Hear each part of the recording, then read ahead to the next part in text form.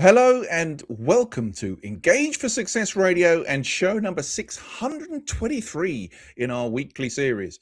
Engage for Success is a not-for-profit movement and the UK's leading voice on the topic of employee engagement. We're out there raising awareness and running events through our area networks right around the country. And our topic and sector-specific thought and action groups are developing research, publishing case studies, and highlighting the very best practice that's going on out there. Now, to find out more, please visit engageforsuccess.org. And while you're there, why not sign up for our weekly newsletter, which will ensure you never miss out on any of our excellent free resources, events, and updates. And I'm Andy Gorham, your host for today's show and the founder of BizJuicer, an employee engagement and culture change consultancy that helps growing organizations become stickier from the inside out by helping them attract, keep, and develop great people. Now, one of the things we talk about a lot on this show is culture.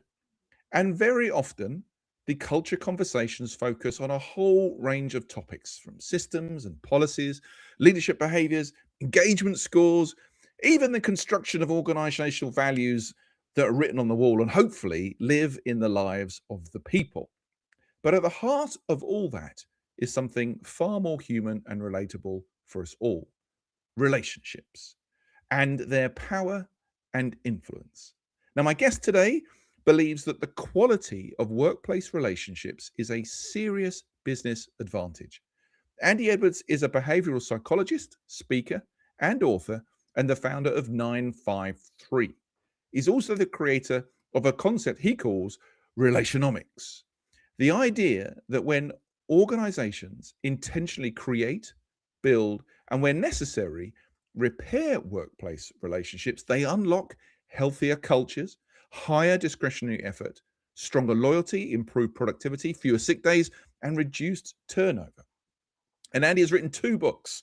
His first, Why Can't People Be More Like Me?, which explores simple behavioral psychology and reminds us that the real value in organizations lies not in sameness, but in difference.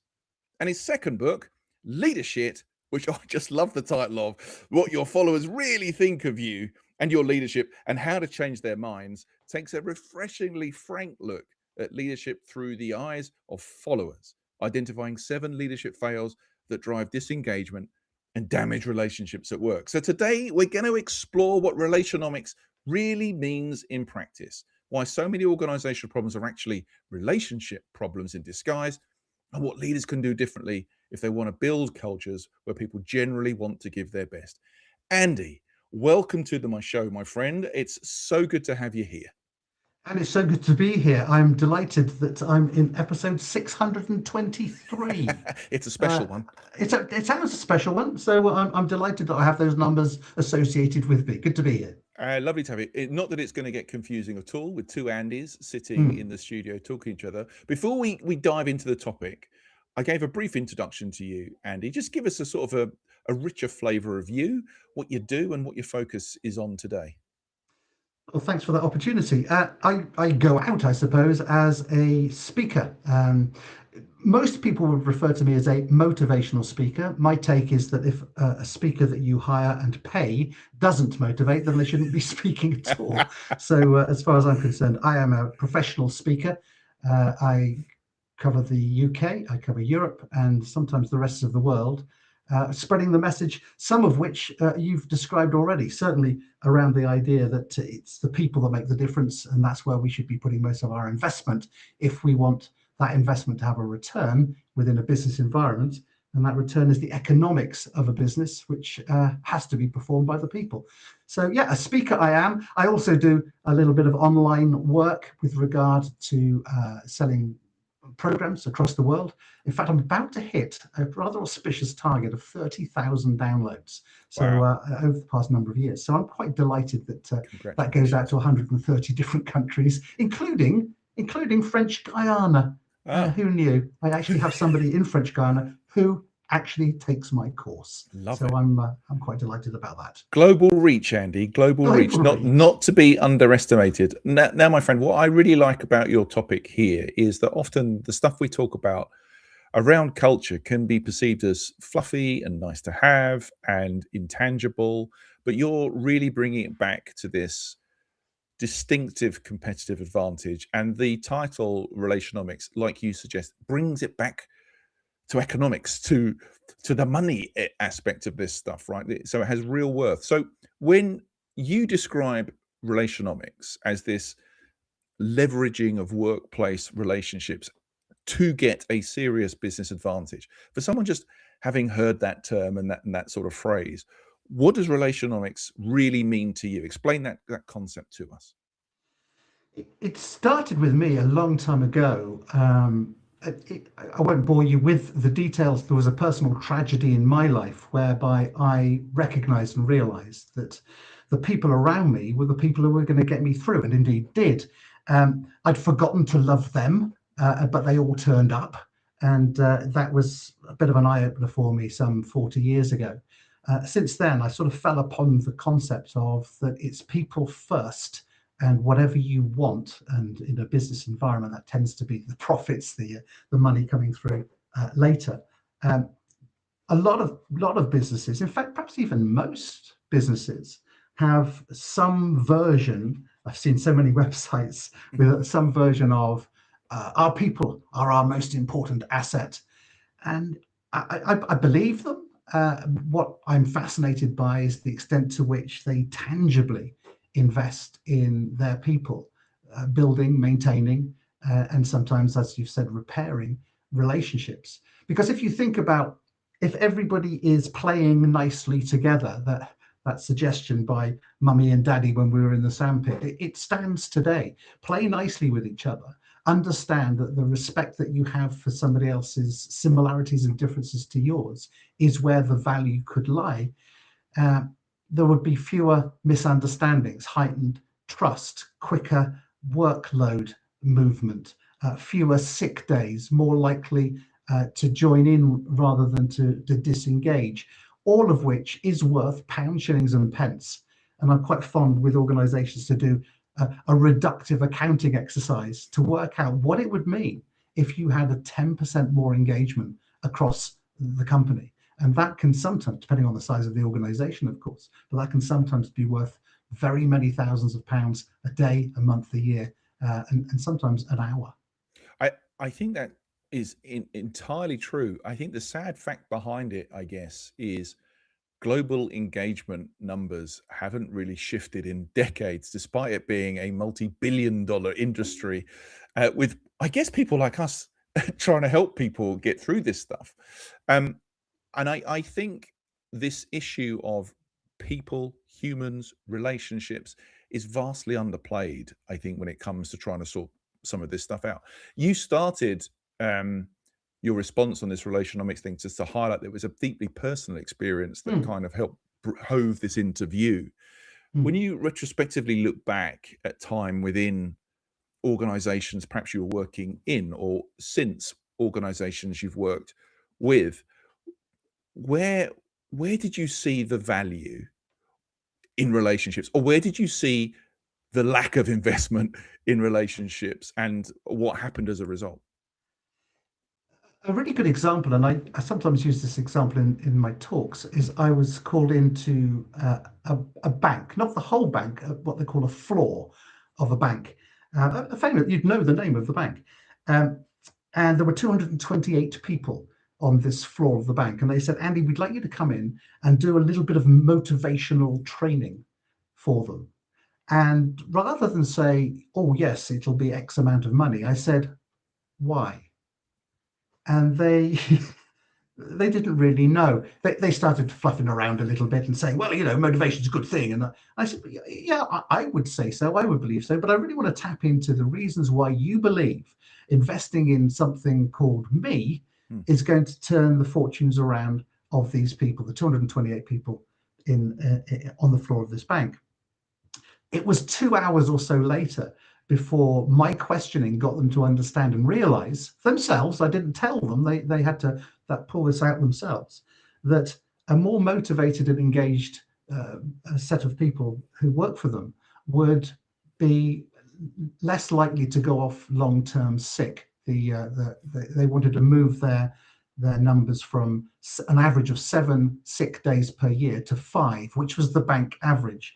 They also wanted to reduce churn, staff churn. I said, well, how much does it cost you to replace somebody who's left? And they gave me a figure, which I think was particularly low, but we worked with it. So I said, so if we reduce the staff churn by virtue of motivated and engaged workforce, if we get people to come in a little bit more often in terms of the average sick, if we can increase something called discretionary effort, what would that look like? And they spoke about the idea of getting to work and being ready to work at 9 o'clock rather than arriving at work at 9 o'clock and grabbing a coffee. So we talked about a 15-minute implication in the mornings and a 15-minute implication in the afternoon, which is half an hour a day, which when you add up over a year, that's 3 weeks productivity per person per year. And at an average salary of £35,000, that starts to add up an awful lot of productivity stipend or value. And the last one was the idea of increasing productivity.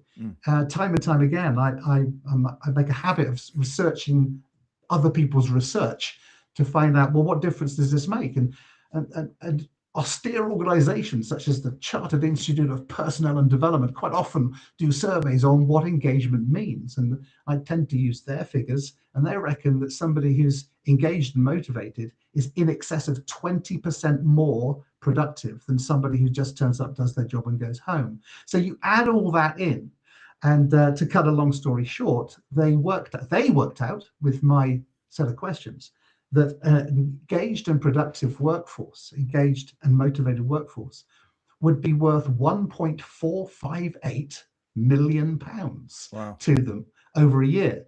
And when they realized that, they sort of looked at me a little bit open, wide-eyed. And I said, I could fail you 90% of what we're hoping to happen, and you would still get a 500% return on your investment, because I'm not going to charge you £1.458 million. Give me 30 grand and we'll sort this out. And that actually was about 2% of what we were talking about. So as I say, I could fail down to only 10% effectiveness, and they still have a 500% increase in their investment. Their answer to that was, when can you start? And I think that sort of illustrates some of those, as I say, quite reductive accounting procedures to say this stuff has got a hard cash, sometimes a hidden cash implication, but it's a hard cash, profitable outcome that when you invest in has a very clear and identifiable return. I think this is the thing for me about the link to the economics of all this. There are plenty of stats. We have plenty of stats. We do our own surveys on these things within Engage for Success. We're closely affiliated to CIPD, all that kind of great stuff. And still, it takes something like this for people to get, I guess, out of the friction that most organizations, business organizations, face every day in this battle between long-term investment in people and short-term push for action and return today.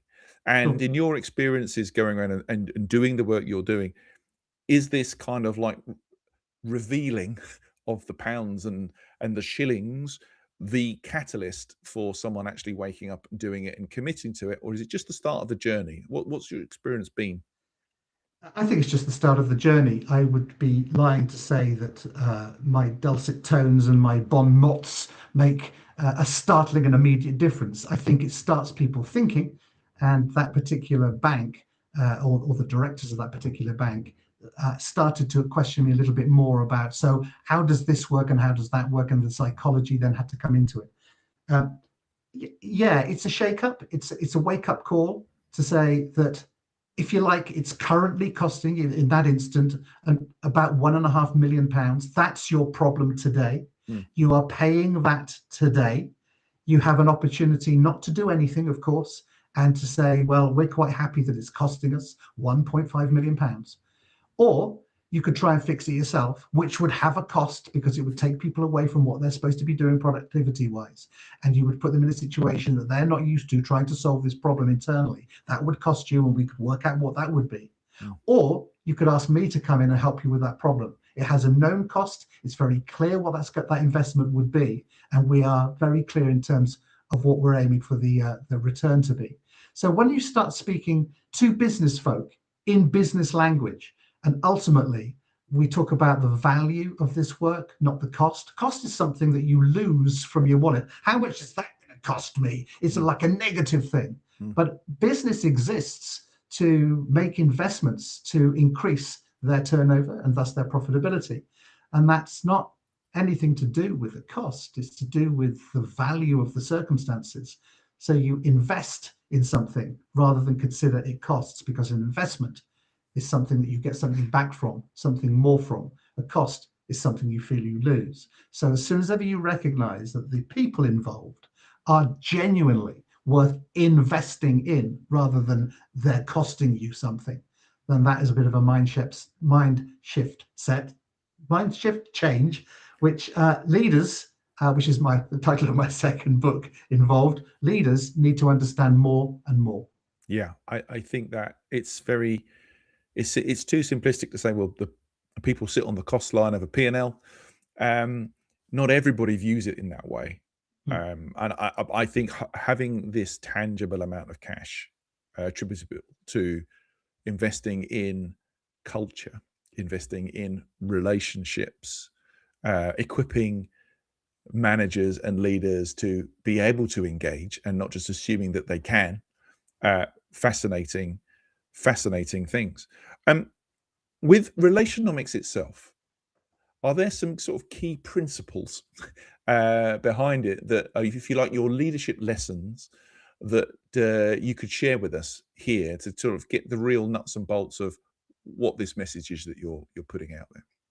Yeah, I think from a leadership point of view, and it sort of straddles the idea of Relationomics, because until and unless the leaders are bought into the idea, then very little else will be, because from a cultural point of view, it's dictated by the leaders. Leaders need to lead better. Quite most often I'll be with an organization and I'll say, how many people are in your charge? And they'll say, oh, I'm in charge of 50 people. And I say, well, as a leader? And they'll say, yes. And I say, well, no, you're not. You simply couldn't lead in the traditional corporate way of leading, getting things done through other people. You can't. I would posit the idea that for every person in your charge, you build a relationship, you develop trust, and that needs to be done. Things have to happen. There are a number of things you can do. Again, if you check out the book, you'll find out exactly what you need to do. But it does take time. And if you're not able or willing or being measured on by your own leaders to invest that time, then you are simply not leading people effectively. So my suggestion is, for every person in your charge, you need to be expending 1/2 a day per week. Now that, on a 5-day week, simply means you cannot have more than 10 people in your charge and expect to be productive elsewhere. Leadership is all about getting things done through other people. You move from the idea of productivity to encouragement, motivation, and getting others to produce. And if you can inspire your own 10 people in your team to another 10% productivity, which the CIPD et al. Wouldn't say is difficult in terms of making sure they're motivated, etc. Once they're there, then 10% increase isn't tough. Then all of a sudden your own productivity is fully catered for, because you're getting things done through others. So I'm a great believer that Relationomics lives in leadership behavior, and behavior is exactly what it's about, because according to the Harvard Business Review, 85% of a leader's issues, a leader's problems, are relational, not operational. So you get this stuff sorted out, and all of a sudden 85% of your problems are either severely and highly diluted, ameliorated, or completely disappear.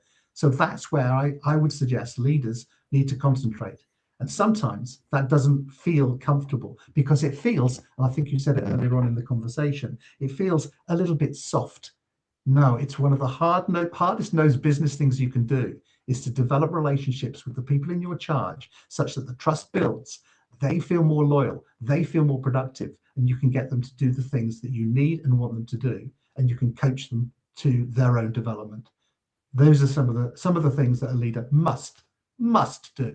Absolutely. I'm afraid you've triggered me for the What have listeners I of this. done? No. The listeners of this particular show know that I have particular pet hate when people use the term soft skills for your very same reason, right? Because they're just, I don't think they're soft at all. If they were soft and squishy and easy, everybody would be nailing this stuff. And the reality is, so many of us aren't nailing this stuff because it's hard. It takes time. It takes adaptation. And in lots of cases, people aren't afforded time and don't want to adapt. Your book, Why Can't People Be More Like Me, is probably absolute case in point of, it's been much easier if everybody just was like me rather than me try and be someone else, right? There's a lot of that at play, I'm sure, in all of this relationship stuff. Oh, no question. In fact, the title of the book, Why Can't People Be More Like Me, was a direct quote from, it has to be said, a number of different leaders and managers whom I've met over the past 20, 25, 30 years, who have literally said that. I wish I could clone myself. I wish I could have a team of me's. You sort of look at them and you think, oh my God, what a terrible team that would actually be. Because if everybody thought and felt the same stuff, then some of us wouldn't be necessary. It's the differences where the value is. And I do feel sorry a little bit for leaders because they tend to be measured on the wrong things. They forget what it's like to be a follower and immediately start doing this thing that they think is leadership, and it's not. It's bossing people around or pulling away, or you've got to keep a professional distance. Do you? Why? What do you think that's bringing? Because how it's being received is you have become aloof and unapproachable. You think it's a professional distance. No, people want you.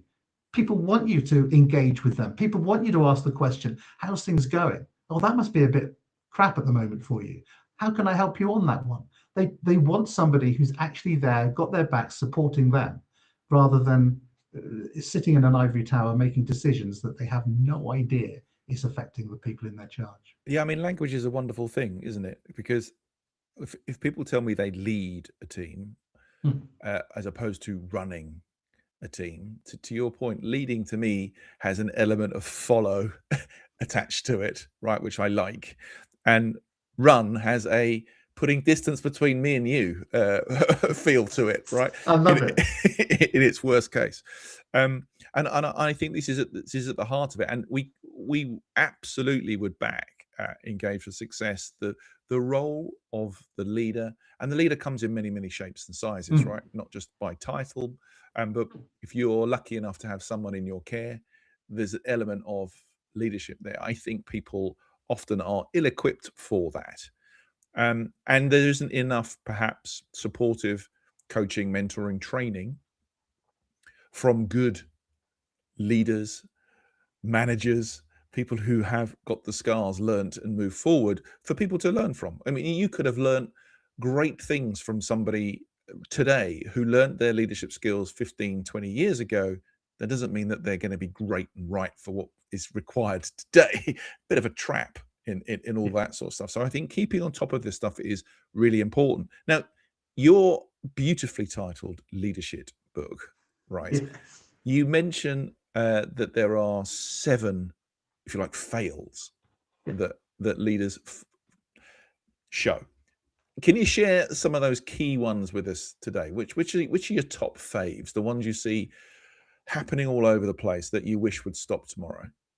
The challenge is that I have to mention all 7, because if you don't put all 7 together, then you fall out for one of them. So very briefly, and in no particular order, although I do like this number 1 being the first one you start with, is the failure to set out a clear aim or raison d'etre and mission for the team.